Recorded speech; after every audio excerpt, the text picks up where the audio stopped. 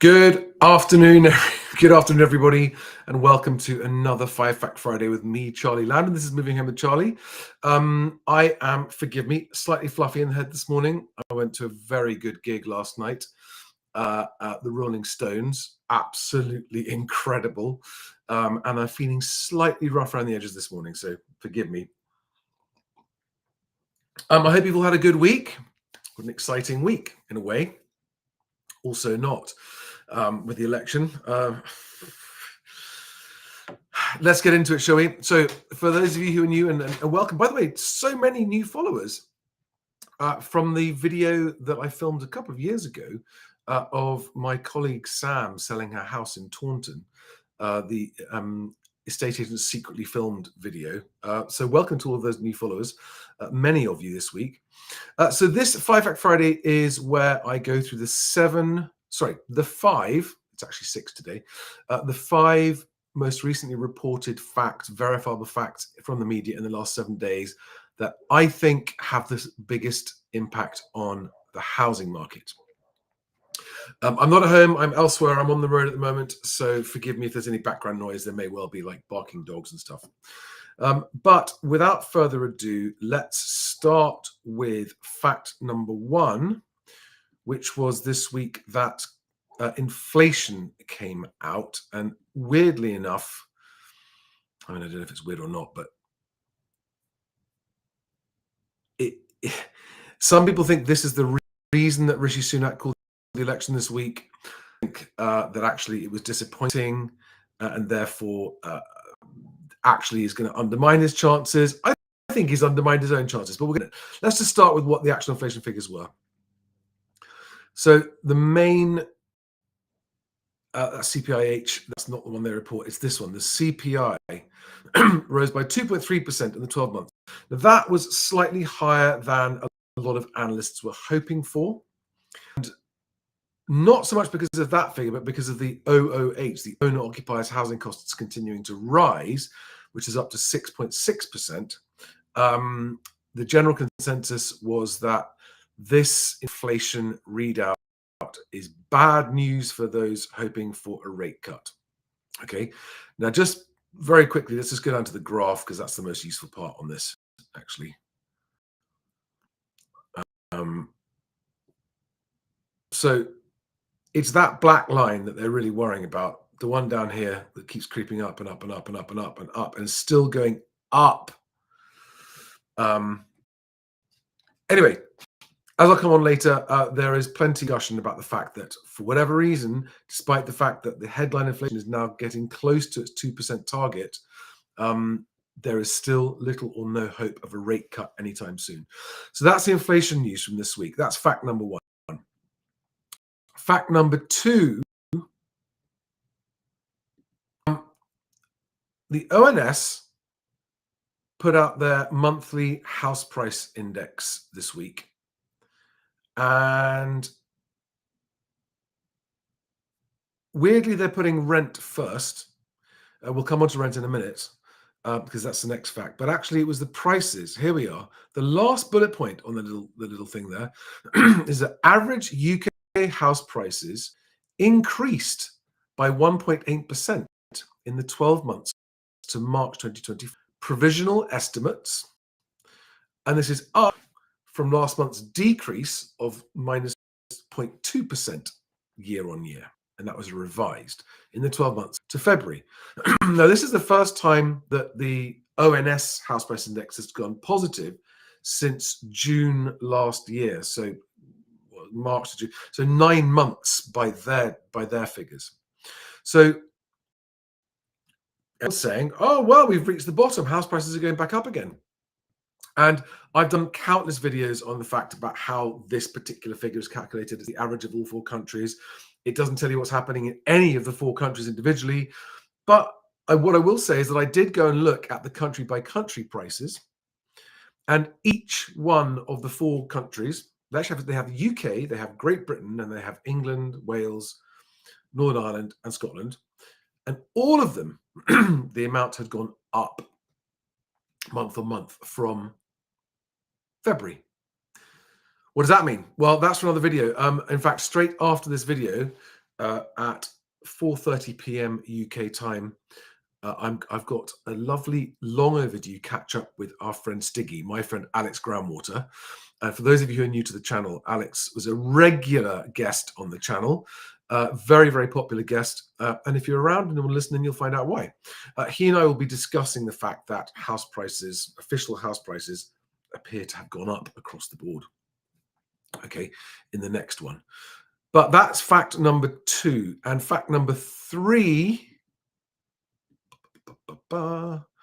is the rents. Now, average UK rents increased by 8.9% in the 12 months to March, which is down from the record high of that's April. They're a month more up to date. So April, year on year to April, rents went up 8.9%. Now, what's important here is this is only new rents. Okay, it's not the rent that exists. If you're living where you're living and your rent hasn't gone up 9%, I mean, unless your landlord decided to put it up separately. But this is newly recorded rents. 8.9% is still very high, very painful, but it's slightly down from last month's increase of 9.2%. So there is a graph on that page, and you can go find all of these sources. There's a link below to a page, a 5 Fact Friday page on my website. We've got all of these pages. But this is a graph where they've actually plotted house prices. So the pale blue line there is house prices year on year, and it's gone from minus 0.2% to up 1.8%, the bottom line there. And the rent, 9%, but in April has gone down to 8.9%. So it's the rent increase appears to have peaked and started to come down. Okay. Now, I'm not expressing any of this. I have lots of opinions on all of this. But I just wanted to show you the facts as they are reported. Now, the next one, the biggest one, is probably the general election. Actually, that big news or not? Because there are people who will say it doesn't really matter because whatever the outcome of the election, nothing changes in the housing market. That's arguably true. What also typically happens, although there are people saying it's not going to happen this time, is that the housing market itself tends to slow down or go on pause, which is a disaster for anyone trying to move house now in the run-up to an election. There doesn't seem to be any rhyme or reason other than the uncertainty surrounding an election. So a general election will take place on Thursday, the 4th of July. All right, and there's the government website talking. Will it affect the housing market? There are lots of industry commentators coming out. I've seen already. No, it's actually not going to affect it this time. Everything's fine. Everything's carrying on as usual. Because, of course, at the moment, estate agencies' pipelines of sold property, sales agreed that they're trying to get to exchange, from all the feedback that I'm getting from all the agents I talk to, is incredibly frustratingly slow and long and painful and expensive and difficult. And what none of them want is for the general election announcement to make that even worse. Now, some of them are saying mercifully, it's a fairly short notice election, and they haven't announced it now that it's going to be in November, for example, which would have been like sort of a slow, drawn out death. It's a relatively short notice election.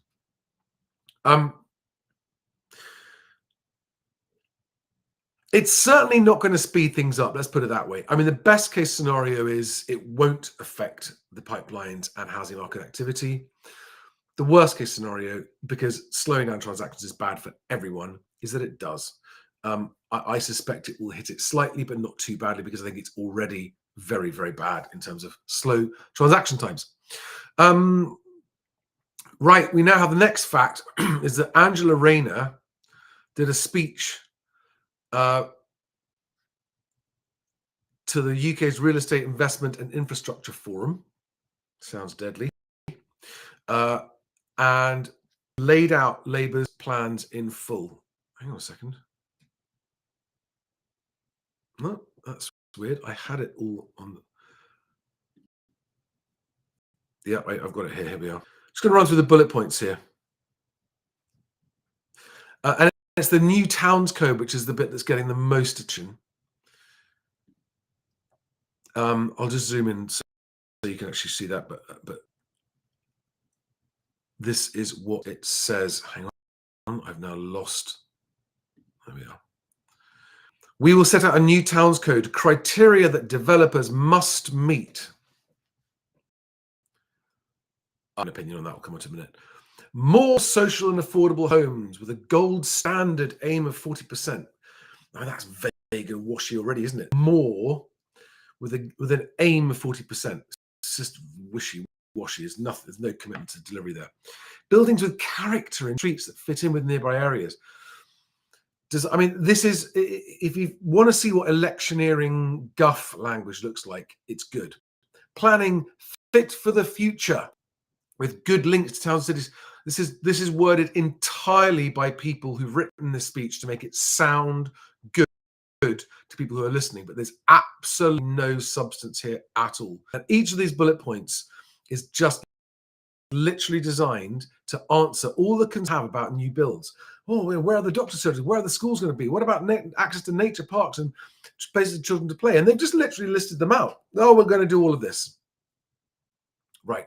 I'm not going to spend any more time on that for the simple reason that at no time in the last 30 or 40 years has a UK government ever delivered on its election housing pledges. And therefore, it's a waste of time even talking about it. Now, if Labour get in and if they start delivering and actually show that they're going to start delivering things, that would change things. And I would say that it was very, very worth debating. But until then, until this or any government shows an actual ability to break the planning deadlock and make tangible differences, we are going to get more of the same, because developers are not legally bound by anything other than existing regulations, what they build. And the existing regulations have led us to where we are now.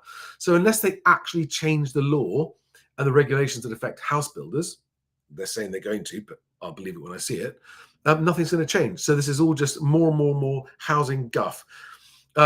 News out today that the government has officially abandoned the rental reform bill and the Section 21. All of that is gone. Years of debating, campaigning, out the window, gone. Unless the Tories get back in, but I think we'll see a squadron of flying pigs before that happens. Now, last fact, this is fact number 6, which is important and does affect the market. Let me just get up on the screen. This was reported on Bloomberg. The pound rallies as traders increasingly see Bank of England cuts lagging the European Central Bank. So the market pushes the likely timing of first decrease to September. Now, those of you watching my channel all year will remember me saying at the beginning of the year when everyone was going, oh, there are 4 or 5 rate cuts this year, 2024, 4 or 5 rate cuts. Rates coming down, house prices up. Well, at the moment, the market's now expecting September as the earliest that there'll be any rate cuts. And since this story came out on the 22nd of May, 2 days, another story out yesterday about how the ECB is facing more inflationary pressure because of wages in Europe.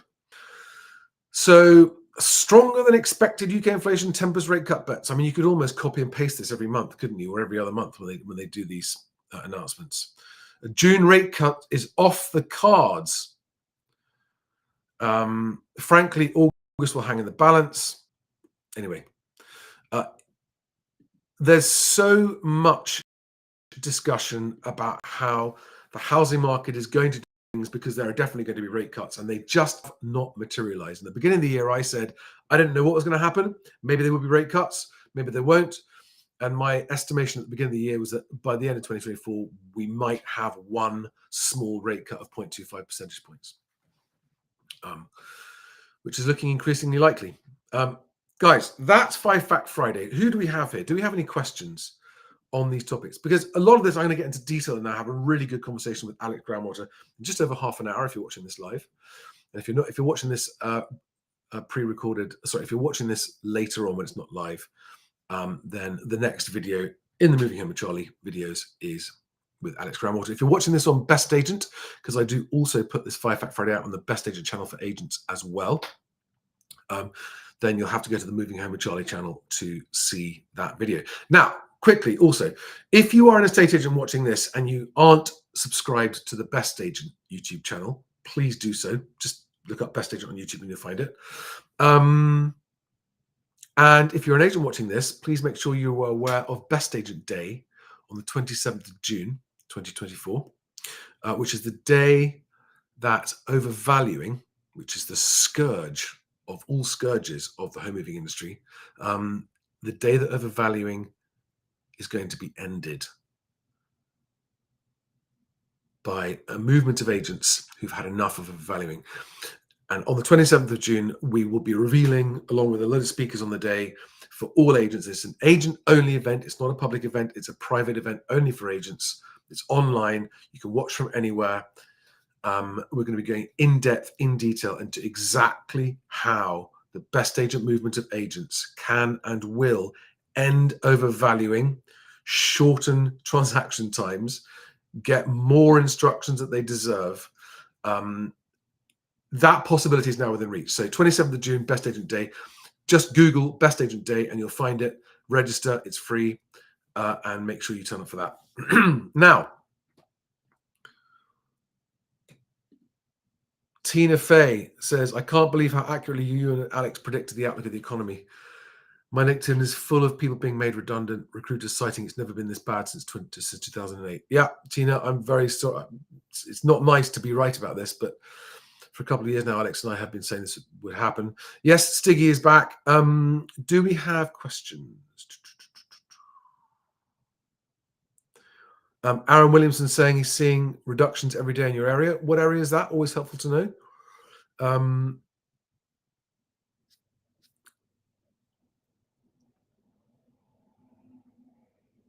Luke Morby says, hi, Charlie. Me and the missus have been looking at buying for 18 months now.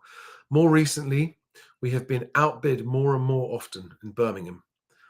People are really pushing affordability on 40-year terms at the moment. Yeah. See, this is one topic that I'm actually going to talk about with Alex at length, is that even though affordability is stretched, houses feel too expensive, in the end, a lot of buyers simply cough up because they have to have a home. Not because it's a good investment or anything like that, because they just need and want and have to have a home. And so they'll go to any lengths to make that happen. And that's what continues to be pushing prices higher than they realistically should be. And it's also why there's such a big standoff between buyers and sellers. But despite the fact that the ONS says house prices went up in the 12 months to March, it doesn't alter my outlook for where things are going. Although you'll be interested to hear Alex's views on this in the next video.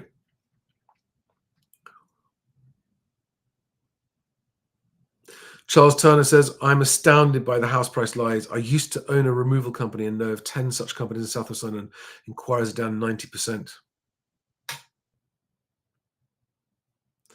Charlotte Fraser says, seeing some mad property movements locally to me. I'm a first-time buyer and just watching and waiting for what I want. If I'm going to be paying such high interest rates, the price/property needs to be right. Yeah. Yeah. Matt asks, real wages increasing for 9 months. How much longer will this continue, Charlie, and will it affect house prices either way? Great question, which Alex and I are going to go into in the next video. Yes, when real wages increase for a prolonged period of time, it does support house prices. That is happening. But there are still a lot of things unfolding in this scenario, so lots more to discuss about that. All right, guys. So just over 20 minutes from now, I'll be live again with Alex. In the meantime, have a great rest of your Friday, and I'll see you on the next video. Thanks, guys.